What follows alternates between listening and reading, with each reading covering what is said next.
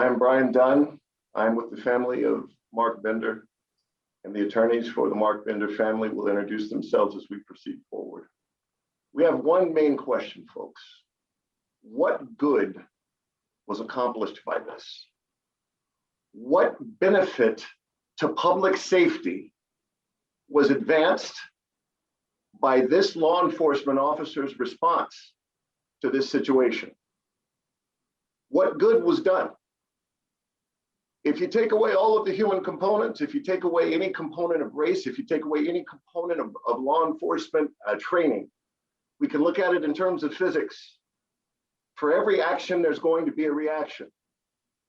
And if a law enforcement officer responds with aggression, he has to be trained and he has to understand that this is going to produce a certain reaction. No crime had been committed in his presence. The crime that was reported was articulated as someone jumping on cars, waving a gun. No human is threatened. There is no victim in this crime. And with regard to the information that they had no knowledge as to whether Mr. Bender was legally entitled to carry that weapon or not. We do know that he wasn't threatening anyone at all when this officer responded to this. But the question really becomes, folks, why did this happen and what good was accomplished by this officer's approach to the situation? He came out of his car. This is a prop gun. He came out of his car with his gun drawn and brandished in a way that is consistent with what we know to be a gangster 1980s gangster style of holding a gun. This is not trained in any police academy. It's not trained in any law enforcement agency. This was pure aggression. And the concept of pure aggression is what we're talking about here. Because this family is dealing with such a grievous loss that words can scarcely articulate what they've been through since receiving the news of what has happened to Mr. Bender. Why did it happen? And what good was accomplished by this? The officer's aggression precipitated a cycle of events that made this about the officer. There's no training protocol that would authorize this response. There's no training protocol that would authorize the officer to act independently without the assistance of any other departmental resources under these circumstances.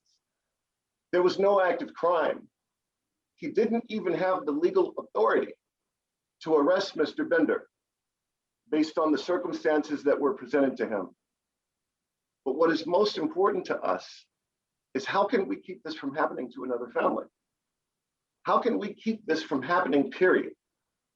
And when we talk about that, we have to consider how this has affected the Bender family.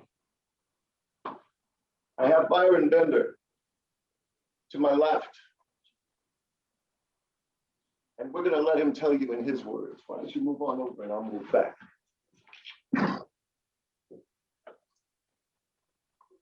Good morning, everyone. My name is Byron Johnson. I apologize. I'm the cousin of Mark Bender. He was my cousin. He was my family. He was one of the pillars of the family. Since he's here no longer, I'm now the pillar, stepping up in his place. I'm the voice of the family. Last year was one of the hardest years our families, not just ours, but everyone's family had to face with the COVID virus and the coronavirus spreading about, killing people's families. Very rough year. That's to no fault of their own. They're getting sick.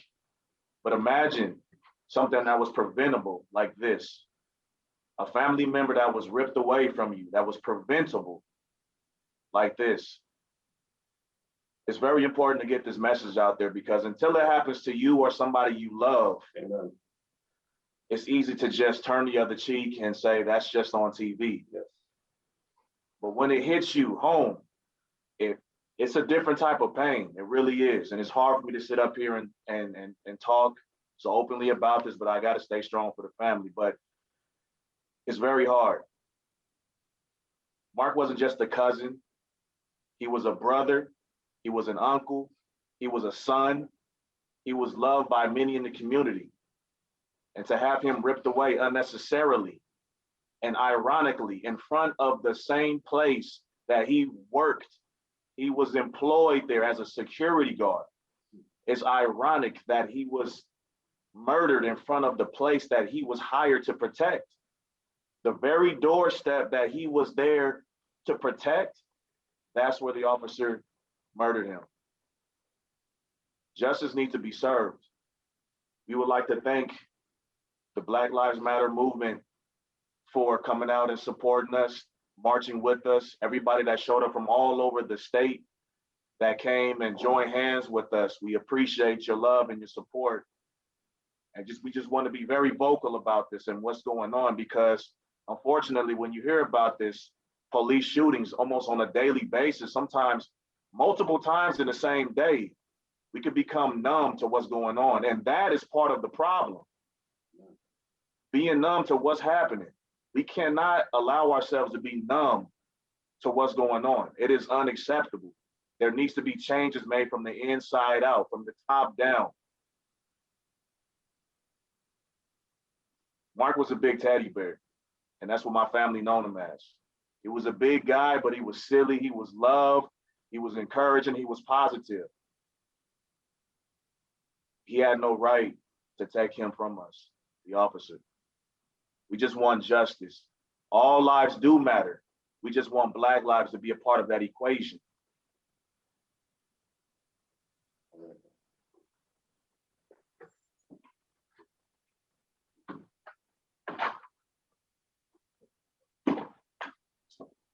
Hi, my name is Davina Gentry, and I am Mark's auntie. I called him my little big baby because he was just a big teddy bear, but he loved his family. He loved to be around his family. He was good. He was an awesome singer, a fantastic cook. He was just an all-around good man.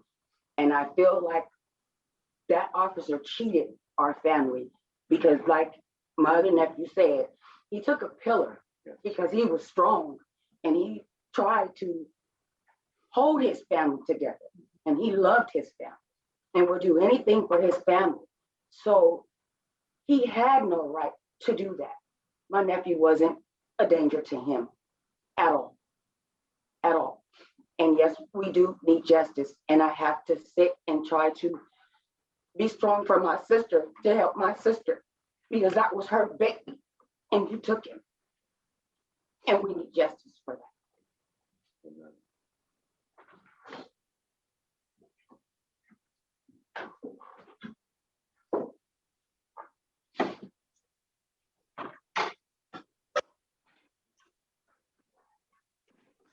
My can't figure.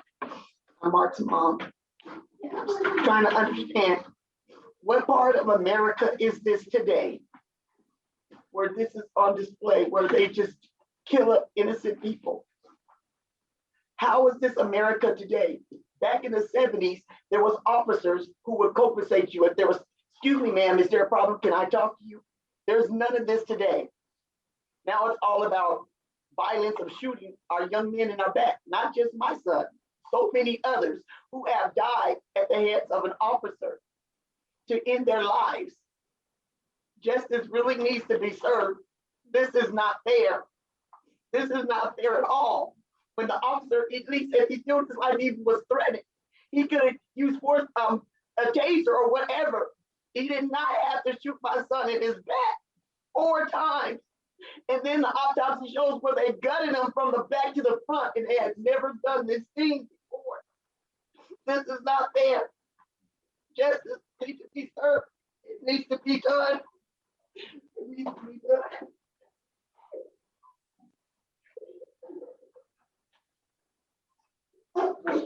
My firstborn is gone. He's gone. He's gone. I can't even call him on the phone. He won't even answer the phone no more. He's gone. My name is Mark Bender Sr. I'm the father of Mark, who was murdered by an officer in San Bernardino. That's what it is. Let's call it what it is. It was a murder. Far too long we've seen where it's like the people they're supposed to protect and serve, if you're Black or brown, they're killing us and knocking us down. It's like they have a license to do this. And justice needs to be served. Justice needs to be served. This officer was totally out of line. He appears to be untrained. And we just want justice for our family. This officer and the San Bernardino Police Department drastically need to be held accountable. Because as it's been stated before, you know, it's too much going on where they're killing our children.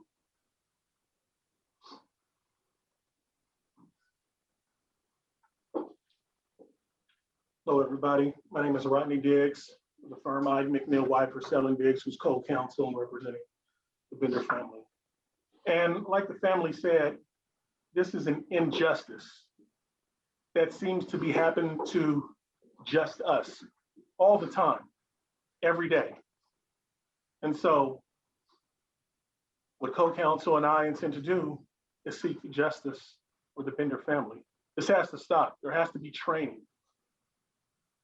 What the officer did by holding the gun to the side, that is in no training at any police academy in the nation, is reprehensible. It's uncalled for. There's questions that need to be answered. They need to be held accountable. And when we see the suffering of a mother who has lost her son, we submit that that is the worst pain that can happen in this planet, is a mother losing her son. This is a jarring event. She heard about it from a phone call. It took a long time for her to even understand that this was not a dream and that it was really happening. Amid all of the civil disturbances, the events such as this have risen to the public consciousness.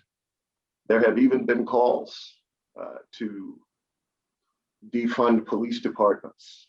We don't take a stand one way or another, but I want to ask you one question.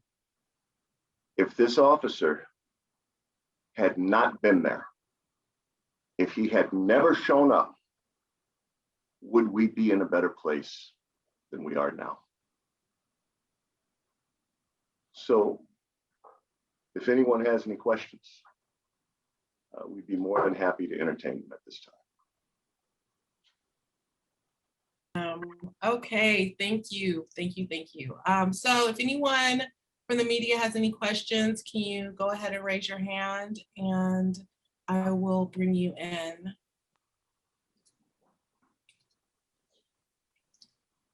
All right, and when I call on you, please identify yourself and the outlet that you're representing.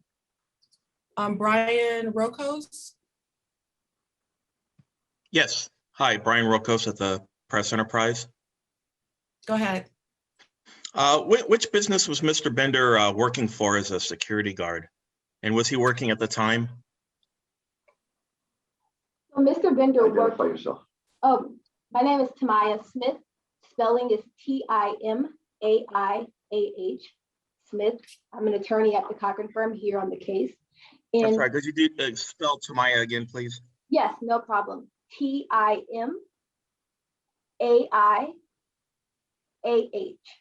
Okay. Okay. And so Mr. Bender was a security guard at the King Tut Liquor store, which was right there where the shooting occurred. He was not working at the time that the incident took place. Okay. The orange object that looked like a gun that you had on the desk earlier, was that what Mr. Bender pulled out of his pocket? And was that did you call that a prop gun? This is a prop gun, and I'm happy that you asked that, Mr. Rokos. This is intended to demonstrate the manner in which the officer approached. I see. Now, we do see at the tail end of the video, Mr. Bender attempting to get rid of a gun. Now, if you look at the video, and if you play the video with the sound, you're going to hear that the last word that he uttered in his life was "don't." don't. If Mr. Bender had this frame of mind to use that gun to shoot that officer, he would have done it immediately. He would have done it before he was in a situation where he believed that the officer's aggression was such that he had to let him know that he didn't have this thing, let him know that he's getting rid of it. But what most people don't realize, and what 26 years of training in police misconduct litigation has taught me, is that the possession of a firearm does not give a law enforcement officer justification for the use of lethal force. The mere holding of the gun, you have to be using that firearm in a way that would cause a reasonable officer to fear that he was in peril. And when we look at what's happening at the tail end of the video with this weapon, that the officer knew he was likely in possession of, he is trying to get rid of it. And this is the kind of thing that we see in many instances. And when we talk about the tactical response to this, think about what would have happened if, instead of tackling him, instead of approaching him aggressively, that he had a coordinated response with other departmental members, that from a position of cover said, if you're in possession of a weapon, we want you to take it out of your pocket and lay it down. If instead of escalating the situation through violence, there had been a peaceful approach, there had been a coordinated tactical response that took these events slowly. And instead of rushing him, talk to him, treat him like a human being. There is no justification for treating him as if he has already committed a crime and that he deserves to be punished. Police officers come across individuals with weapons all the time in this city and in every major city. There is a way to disarm a person without killing them. And when the adrenaline is so high, when the aggression is so high, when the level of violence is so high, all of those options are taken away. So we feel, and we are sure that any reasonably well-trained law enforcement officer would agree with us, that this is not the way to do it. And that's why we have a grieving family here. And this is Mr. Dunn speaking? Yes, I'm Brian Dunn. Okay, thank you. Is that it, Brian? Yes, yeah, I think your position on the events is very clear with regard to the officer escalating rather than de-escalating the situation. And just to clarify, Mr. Bender was pulling out the gun to get rid of it as a means to show the officer that he was not a threat. Is that what you're? What we would ask is that you look at the video and make the decision for yourself. Look at it and come to the conclusion yourself. But try to imagine, tactically speaking, if they were not in a fight, how much easier it would have been for the gun to be presented and placed on the floor. Again, if Mr. Bender were desperate enough or crazy enough to shoot this officer, it would have happened immediately. It would have happened. It would have been something that would have been called an ambush. It is very common that individuals who have had some contact with the system will try to get rid of guns because there are prison enhancements that are associated with being in the mere possession of a gun. But we don't kill people for trying to get rid of guns in the presence of law enforcement officers. All of this happened because of the first aggression. All of the reactions that happened because of the initial response. And one of the things folks have to understand is this is not what officers are trained to do. In fact, it is the diametrical opposite of what officers are trained to do. Because this is not rocket science. This has happened before. Officers know that there's going to be a violent outcome if certain tactical considerations are forgotten. And when we escalate instead of de-escalate, we're creating the likelihood of this kind of scenario. And that's not what anybody wants. All right, well, thank you very much. Thank all of you. And thanks for spelling your names too.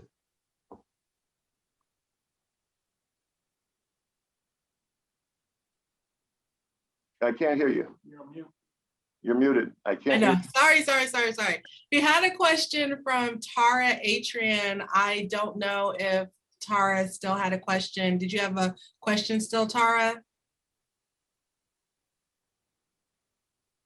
Hello, Tara? Okay. Well, I guess not.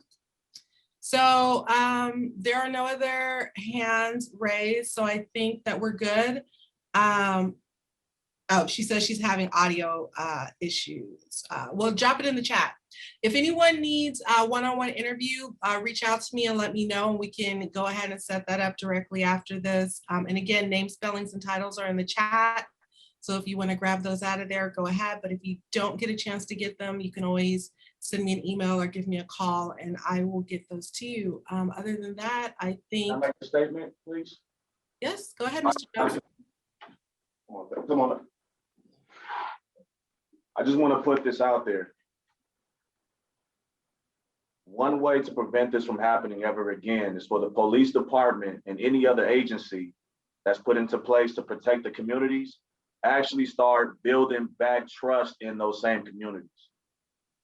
If you guys want to stop, if you want this to stop happening, you got to get our trust back. We don't know if you're going to kill us. We can't even call you. You want us to call you when there's something happening. We can't even do that because you might kill us. So the agencies need to start building back trust in the communities. You can start by doing more training and de-escalation. Train your officers better. We're paying taxes. Use those funds towards training. Focus more on de-escalating the situation, please.